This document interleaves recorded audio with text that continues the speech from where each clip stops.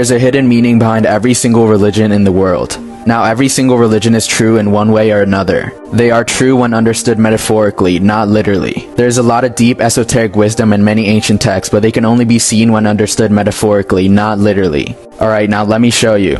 This is the flower of life.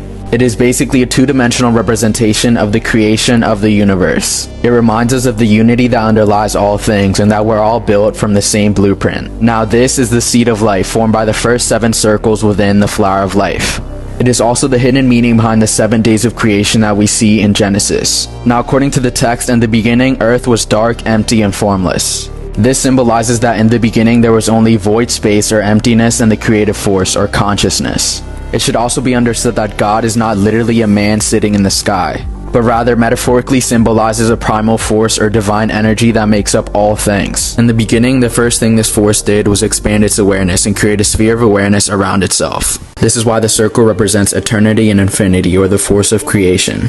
God is a circle whose center is everywhere and circumference nowhere. The second thing it did was create a reflection of itself, making 2 circles known as the Vesica Pisces. The Vesica Pisces is incredibly important as it literally makes the geometry of light. It is also the first day of Genesis, which is why on the first day God says, "Let there be light." The Vesica Pisces also appears in nearly all of the major religions, as saints, prophets, or highly realized beings are all portrayed with the Vesica Pisces. The symbol for Jesus is also just an incomplete version of the Vesica Pisces, yet they have you believe that it's a fish. The third thing it did is move exactly 1 radius away from the center of that circle, making 3 circles. This movement also influences the symbol known as the Sacred Trinity, one of the most important symbols in Christianity, which again shows us that the true and hidden meaning of religion is literally sacred geometry. Okay, so on the 3rd day of creation, another circle is added, then on the 4th another, on the 5th another, and on the 6th the seed of life or Genesis pattern is created. This is why it says that on the 6th day creation is completed, because the seed of life is finally formed. As you can see, it's a 6-petaled flower, which is what many religions mean when they say, "In the beginning there were 6. It also influences Hebrew or Jewish religion, as this tree of life from Hebrew Kabbalah also comes out of the seed of life. In Genesis, all these different days represent different creations of God: land and sky, animals and plant, the sun and the moon, and man.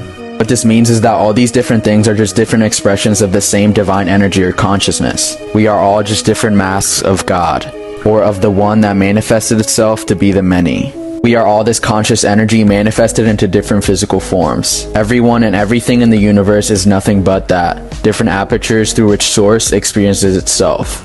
God is a metaphor for the universe. This is why Genesis says, God created man in his own image.